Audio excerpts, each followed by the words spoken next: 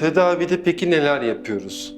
Kandaki total bilirubin seviyesini düşürmeyi hedeflediğimiz için öncelikli tedavimiz serumdan geçiyor. Genelde İzotonik veya İzolan dengeli serumlar kullanabilirsiniz.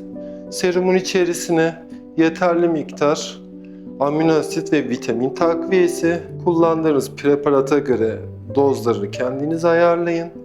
Güçlü kusma kesiciler, mide asidi düzenleyicileri kullanmanızı tavsiye ediyorum.